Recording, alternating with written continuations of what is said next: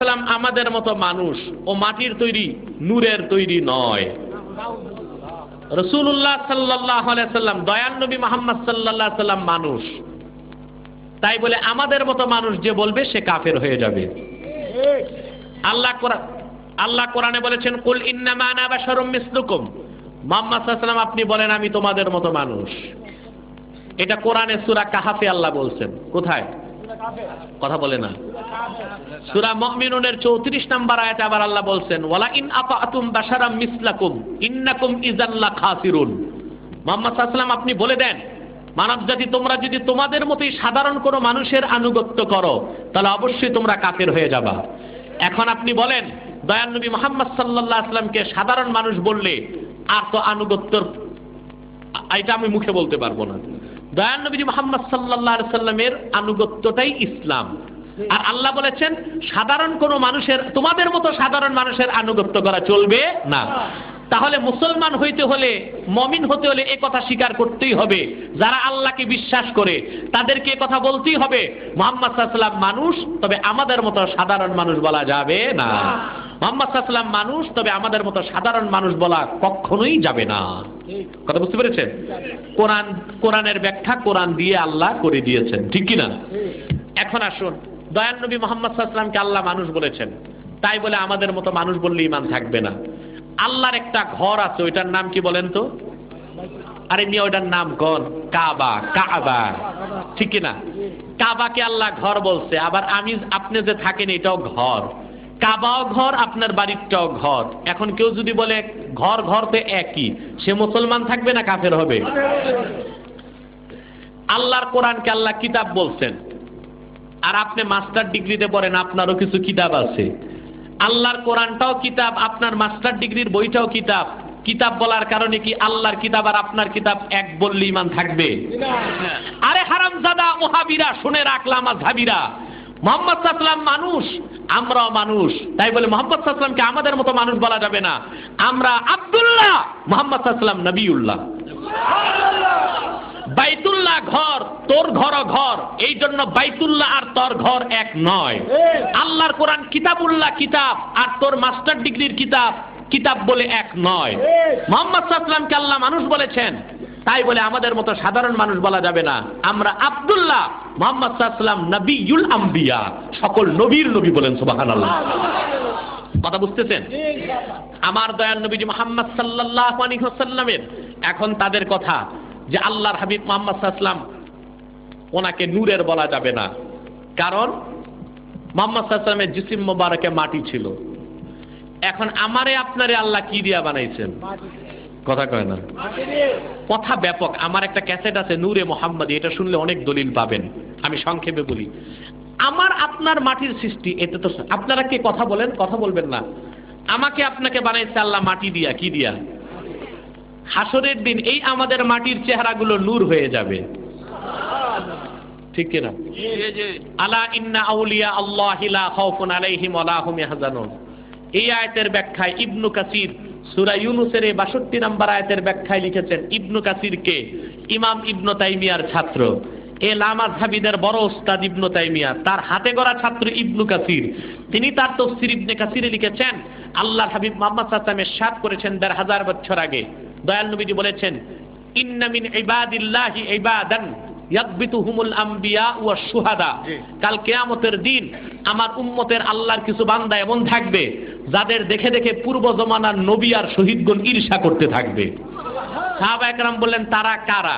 আল্লাহর হাবিব বলেছেন, উজুহুহুম নূরুন আলা মানাবিরা মিন নূর। তাদের চেহারাটা হবে নূর, দাঁড়াবে নূরের মিম্বরের উপর। সুবহানাল্লাহ বলবেন না? তা আমি আর আপনি আল্লাহর হাবিবের সাধারণ উম্মত যদি আল্লাহর ওলি হইয়া হাসরে দাঁড়াইতে পারি, আমাদের মাটির চেহারাটা নূর হয়ে যাবে। তাহলে যিনি নবী কামলিওয়ালা মদিনাওয়ালা মুহাম্মদ সাল্লাল্লাহু আলাইহি ওয়াসাল্লাম, ১৫০০ বছর আগে ওনার জিসিম মোবারকটাকে কি আল্লাহ নূর বানাই দিতে পারেন নাই? কথা বলে না। এটা একটা আকলি দলিল দিলাম, হাদিস যথেষ্ট আছে। নবী আমার মুহাম্মদ সাল্লাল্লাহু আলাইহি ওয়াসাল্লামের নূরকে আল্লাহ সৃষ্টি করেছেন আদম সৃষ্টির ১৪,০০০ বছর আগে। মুহাম্মদ সাল্লাল্লাহু আলাইহি ওয়াসাল্লামের জিসিম মোবারকে যে নূর ছিল, সেটা যে মাটি ছিল, সেই মাটিটাও সাধারণ মাটি ছিল না। আল্লাহর হাবিব মুহাম্মদ সাল্লাল্লাহু আলাইহি ওয়াসাল্লামের জিসিম মোবারকের জন্য মাটি আল্লাহ নিয়েছেন মুহাম্মদ সাল্লাল্লাহু আলাইহি সাল্লামের জান্নাতুল ফেরদাউসের টুকরা রওজা শরীফেরই মাটি। অতএব জান্নাতের মাটি আর দুনিয়ার মাটি তো এক হইতে পারে না। আবার দয়াল নবী মুহাম্মদ সাল্লাল্লাহু আলাইহি ওয়াসাল্লামের জান্নাতুল ফেরদাউসের টুকরা রওজা শরীফের মাটিটাকেও আল্লাহ নূর বানাই দিয়েছে। বিশ্বনবী মুহাম্মদ সাল্লাল্লাহু আলাইহি সাল্লামের রূহ পুরাটাই ছিল নূর, এবং বিশ্বনবী মুহাম্মদ সাল্লাল্লাহু আলাইহি ওয়াসাল্লামের নবী মুহাম্মদ সাল্লাল্লাহু আলাইহি ওয়াসাল্লামের পুরা রূহটাই ছিল নূর, এবং মাথার তালু থেকে পায়ের তালু পর্যন্ত পুরা জিসিমটাই ছিল নূরের তৈরি। এর বড় প্রমাণ আল্লাহর হাবিবের জিসিম থেকে নূর বের হইতো। আমাদের দেহ থেকে কি নূর বের হয়? আমাদের দাঁত থেকে নূর বের হয়? শামাইল তিরমিজি হাদিস নাম্বার 14, সাহাবী বলেছেন ইযা তাকাল্লামা রুইয়াকা নূর ইয়াখরুজু মিন বাইনি সানায়া। মুহাম্মদ সাল্লাল্লাহু আলাইহি ওয়াসাল্লাম যখন কথা বলতেন বেহেশতি হাসি হাসতেন, যখন বেহেশতি হাসি হাসতেন তো দয়াল নবীর দুই দাঁতের মাঝখান দিয়ে নূর বের হয়ে যেত।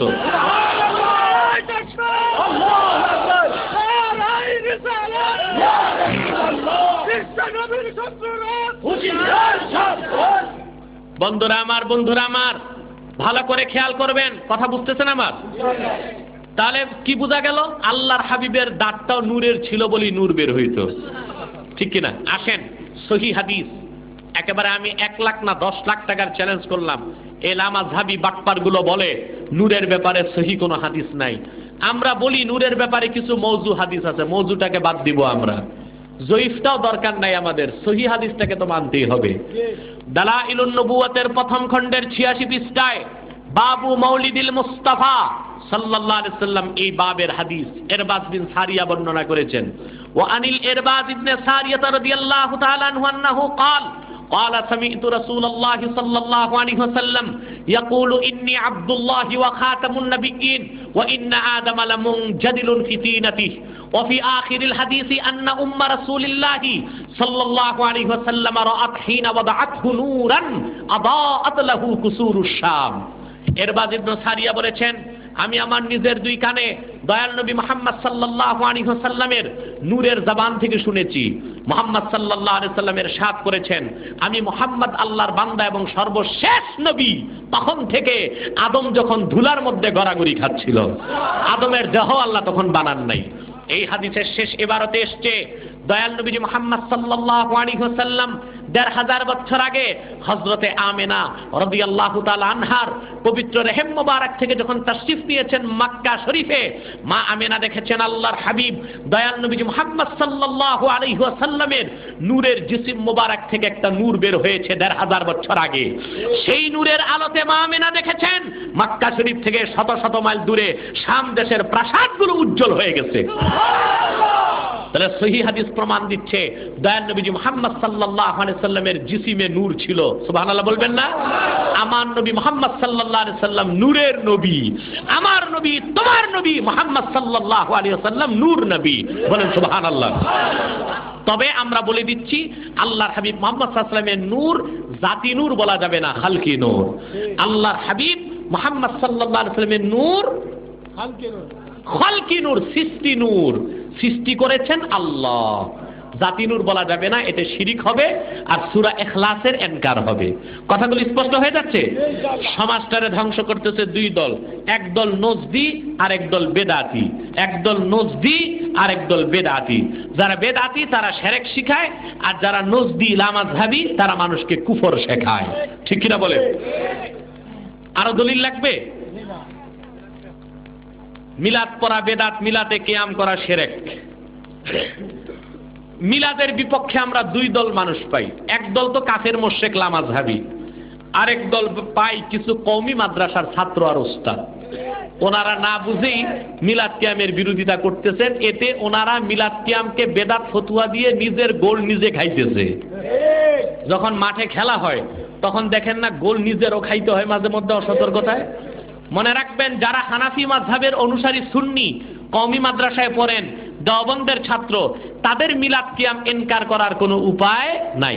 লামাযহাবীদের বিষয় আলাদা, ওরা তো মুসলমানই না। আমি বলতেছি আপনাদের কথা, যারা কওমির ছাত্র, দেওবন্দের ছাত্র, আপনারা যদি মিলাদ কিয়ামকে বেদাত বলেন তা আপনাদের গোড়া কেটে যাবে। কারণ জনপুর, ফুরফুরা, শস্যিনা, সোনাকান্দা, ধামটি, আড়াইবাড়ি, ফুলতলি, বানিয়াপাড়া, সিঙ্গুলিয়া, তবলিগ জামাত, এই যে কাকরাইলের তবলিগ জামাত, উজানি, সরমনাই, দেওবন্দ, কওমি, সবার গোড়া আব্দুল হক মুহাদ্দিস দেহলভী, যাকে বলা হয় মারকাজুল আসানিদ, সকলের হাদিসের সনদের মার্কাজ। সেই আব্দুল হক মুহাদ্দিস দেহলভী মিলাদ কিয়ামের ব্যাপারে কি বলছে একটু দেখবেন নি। এই যে তার লেখা কিতাব আখবারুল আখিয়ার, এই কিতাবটার তর্জমা করেছেন দারুল উলুম করাচির মুহাদ্দিস, যিনি একজন দেওবন্দি আলেম। স্পষ্ট 624 পৃষ্ঠায়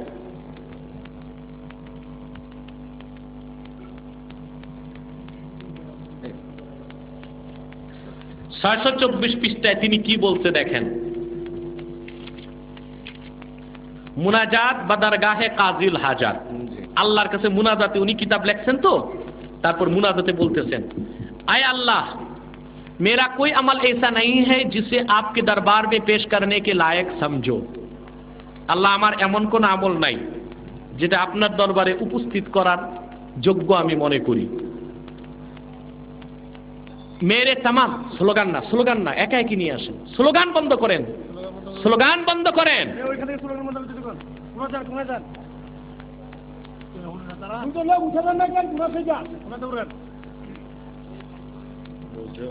স্লোগানটা বন্ধ থাক এখন। তিনি বলেছেন যে আল্লাহ, আমার কোন একটা আমল তোমার দরবারে কবুল হওয়ার মতো না। मेरे तमाम आमाल में फसाद नियत मौजूद रहती है, আমার প্রত্যেকটা আমলের মধ্যে নিয়তে কিছু ত্রুটি থাকতে পারে। अलबत्ता मुझ हकीर फकीर का एक अमल सिर्फ तेरी जात पाक की इनायत की वजह से बहुत शानदार है, और वो ये है कि मजलिस मिलाद के मौका पर मैं खड़े होकर सलाम पढ़ता हूँ और निहायत ही आजिजी व इनकिसारी मोहब्बत व खुलूस के साथ तेरे हबीब पाक सल्लल्लाहु अलैहि वसल्लम पर दरूद व सलाम भेजता रहा हो।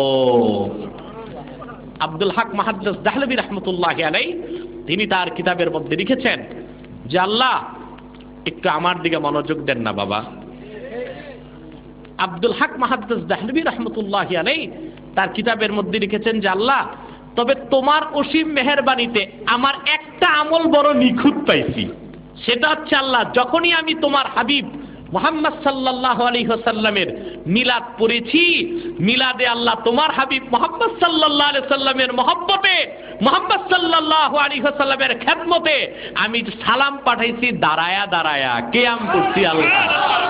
এই আমলটা আমার পুরা খালেস নিয়ত ছিল, নিখুঁত ছিল, বলেন সুবহানাল্লাহ। তাহলে কি বোঝা যায়? আব্দুল হক মুহাদ্দিস দেহলভী রাহমাতুল্লাহি আলাইহি তিনি মিলাদও পড়ছেন, কিয়ামও করছেন, আর এই মিলাদ কিয়ামটাকে তার নাজাতের জারিয়া মনে করছেন, ঠিক কিনা বলেন? তারপর আবার নিচে লিখছেন, আয় আল্লাহ, वो कौन सा मकाम है जहां मिलाद मुबारक से ज्यादा तेरी खैर व बरकत का नुजुल होता है।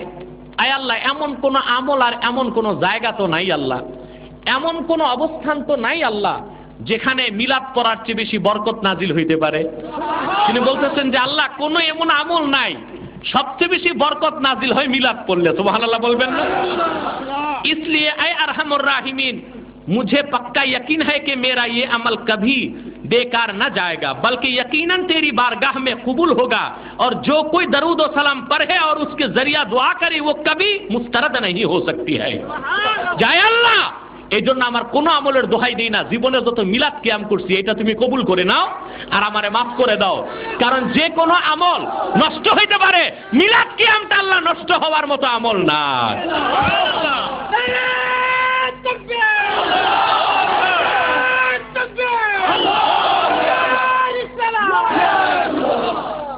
আখবারুল আখিয়ার আব্দুল হক মুহাদ্দিস দেহলভীর লেখা, তরজমা করেছেন দারুল উলুম করাচির মুহাদ্দিস, দেওবন্দিরা তরজমা করছেন। এখন বলেন মিলাদ কিয়াম যদি বেদাত হয়, তাহলে প্রথম বেদাতি আব্দুল হক মুহাদ্দিস দেহলভী, তাহলে জনপুর, ফুরফুরা, শস্যিনা, সরমনাই, উজানি আর কওমি দেওবন্দের দাতার আছে কার? আমি বেদাতি হইলে আমার যত মুরিদ সব কি সুন্নি হবে না বেদাতি হবে? তাহলে লামাযহাবীদেরকে বাদ দেন, কিন্তু যারা কওমি দেওবন্দি হানাফি তাদের পক্ষে মিলাদ কিয়ামকে ইনকার করার কোনো সুযোগ নাই। আপনি যদি আপনার কোমরের স্প্রিং যদি ঢিলা থাকে, আপনি কিয়াম না করলে আমরা কাফের মুশরিক বলি না, কিন্তু কিয়ামটা মুস্তাহাব সওয়াবের কাজ, এটারে হালাল বলতেই হবে। কথা বুঝতে পারছেন? আজকে তো একটা দলিল দেখাইলাম, মিলাদ কিয়ামের দলিল ও বাহাসের উপর আমার একটা ক্যাসেট আছে, 42 খানা দলিল সেখানে আছে, ক্যাসেটটা সংগ্রহ করে দেখে নেবেন ইনশাআল্লাহ। ইমামের পিছনে সূরা ফাতিহা পড়তেই হবে, এই লামাযহাবীরা বলে। লামাযহাবীরা এই মাসলায় 30 সেকেন্ড টিকবে না। ওরা বলে সূরা ফাতিহা না পড়লে নামাজ হবে না, এটা ওদের ফতুয়া। চোরের দল যে কি রকম মূর্খ দেখেন। লামাযহাবীদেরকে জিজ্ঞেস করেন, ইমাম সাহেব নামাজ পড়তে পড়তে রুকুতে গেছে, আপনি যাইয়া বা লামাযহাবীরা আপনাদের মসজিদে ইমামকে যদি রুকুতে পায়, 4 রাকাত নামাজ পড়ার পর তাদেরকে আবার দাঁড়ায়া সেই রাকাত আদায় করতে হবে? লামাযহাবীরাও বলে না, আদায় করে না, কারণ ওদের মতেও ইমামকে রুকু পাইলে নামাজ ধরা হইল। তো সূরা ফাতিহা না পড়লে যদি নামাজ নাই হয়, তো যেই রাকাতে ইমামকে যাইয়া রুকুতে পাইলো সেই রাকাতটা তারা ধরলো কেমনে? সেই রাকাতে তো তাদের সূরা ফাতিহার পড়া হয় নাই। তো তাদের গুলি তারা খায়, আমার তো আর গুলি মারতে হয় না, ঠিক কিনা? 2, এই কেরাআত খালফাল ইমাম, ইমামের পিছনে কেরাত পড়ার ব্যাপারে এই সব লামাযহাবী ইবনে তাইমিয়ার দাদা উস্তাদের দাদা উস্তাদের দাদা উস্তাদ ইমাম আওজাঈ, যিনি ছিল জাহিরি, কোন ফেকা মানতেন না, তার সাথে ইমাম আজমের বহস হয়েছে মাতাফে, আল্লাহর ঘর বাইতুল্লাহর তোয়াফ যেখানে করে সেখানে।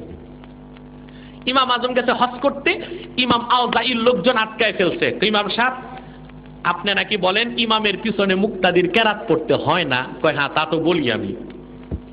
ঠিক আছে, বহস করতে হবে, ইমাম সাহেবকে আমি রেডি আছি। মাতাফি বসে গেছেন, সব তোয়াফও চলতেছে, বহস চলতেছে, আওজাঈ আসছে। এখন ইমাম আজম বললেন, দেখেন আমি তো আমার বাড়ি কুফা, কিতাবপত্র কিছু আনি নাই, তা আমি তো একা আসছি, আপনারা তো অনেক মুফতি মুজতাহিদ, আপনারা এত মানুষ কথা বললে আমি কেমনে পারবো? আপনাদের মধ্যে একজনকে ইমাম বানান, যিনি আমার সাথে বহস করবে, তার বিজয় সবার বিজয় আপনাদের, আর তিনি আমার সাথে হেরে গেলে সবাই পরাজয় বলে গণ্য হবে। ঠিক আছে, আমরা বহসে আওজাঈরে ইমাম বানাইলাম, ইমাম সাহেবকে আমার বহস হয়ে গেছে।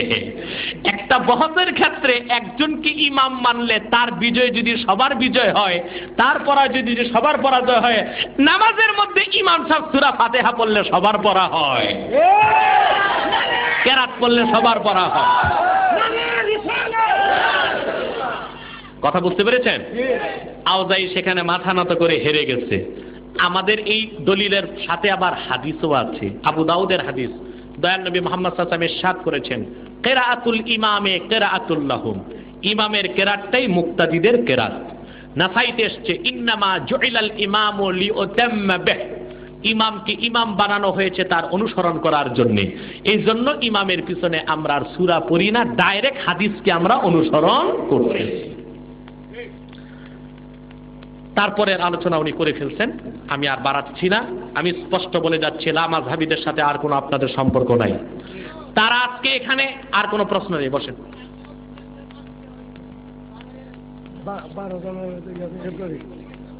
করিকান্দি 13 সালে না,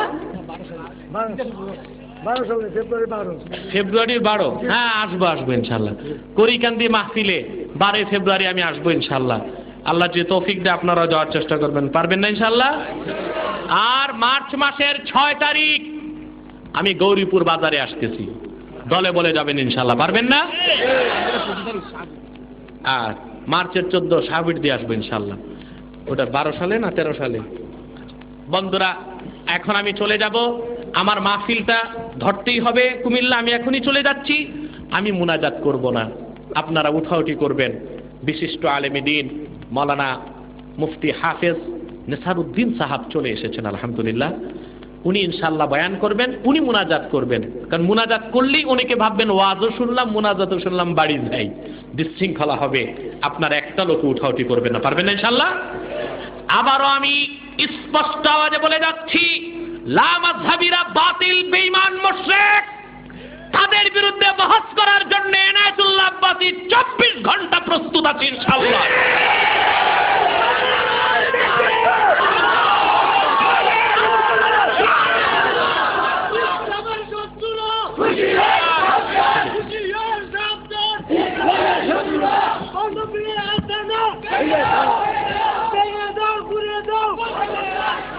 বন্ধুরা, যেহেতু তারা বহসে আসে নাই, এটাই তাদের পরাজয়। আর লম্বা মুখে কথা বলতে দিবেন না, ফতোয়া দিলেই জুতা খুলে গালে মারবেন, পারবেন? স্পষ্ট বলে দিলাম, চোরের দল আসে নাই, এটাই তাদের পরাজয়। ফতোয়া দিলেই বেঁধে জুতা দিবেন, 9টা 10টা দিবেন না, 10টার বেশি দিলে নাজায়েজ হবে। বলে দিই কেন, শরীয়তে 2টা জিনিস, একটা কিসাস আর একটা তাজির। কিসাস হচ্ছে সেটা যেটার হদ বলে দেওয়া হয়েছে, যেমন জেনা করলে সঙ্গে সার, রাজাম 100 দোররা, মদ খাইলে 80 দোররা। আর যেটা শাস্তি উল্লেখ নাই, সেটা কাজী যেটা দেয় সেটার নাম তাজির। তো বুলুগুল মারামের মধ্যে আছে তাজির 10টার বেশি হইতে পারে না। তো তাদের যেহেতু তাজির করবেন, জুতা 9টা মেরে দিবেন, 10টার দিবেন না। আসসালামু আলাইকুম। আরেকটা কথা, এক মৌলবী করইকান দিতে আসছে, কি নাম, আমানুল্লাহ না কি নাম, এ বলছে কাফের লোকদেরকে নাকি কাফের বলা যাবে না। আস্তাগফিরুল্লাহ। এই মূর্খটারে কে আনছে ওয়াজ করাইছে? এটা তো কারিশা, এটা তো আলেম না। তো এইটা তো চরমনায় তো ভালো ভালো আলেম আছে আমি জানি, এই আলেম বাদ দিয়ে জাহেলদারে আনেন কেন ওয়াজ করাইছে আপনারা? চরমনাই মাদ্রাসায়, চরমনাই তরিকায় ভালো ভালো আলেম আছে, ফয়জুল করিম সাহেব ভালো ওয়াজ করে, এইসব আলেম এনে ওয়াজ করাইবেন। এই কারি মূর্খ, এটা ভালো করে কোরআন শরীফ পড়তে পারে না, এটা গজল গায়, এইটারে আনছেন। কাফেরকে যে কাফের বলবে না, সেও কাফের। তার কথা তো আবু জাহেলরও কাফের বলা যাবে না। আর তাদেরই পিসাব চরমনায়ের মরহুম ফজলুল করিম সাহেব দেওয়ানবাগীদেরকে কাফের বলছে, তো তার পিসাবও তো কাফেরকে কাফের বলছে। তো সে কি পীরের চেয়ে বড় হয়ে গেছে নাকি? এইটা আরেক ছাগল, এইটারে দাওয়াত দিবেন না আপনাদের এলাকায়। আপনারা ফয়জুল করিম সাহেব ভালো ওয়াজ করে, তারে এনে ওয়াজ শুনবেন, এই সব জাহেল জপটরে আনবেন না।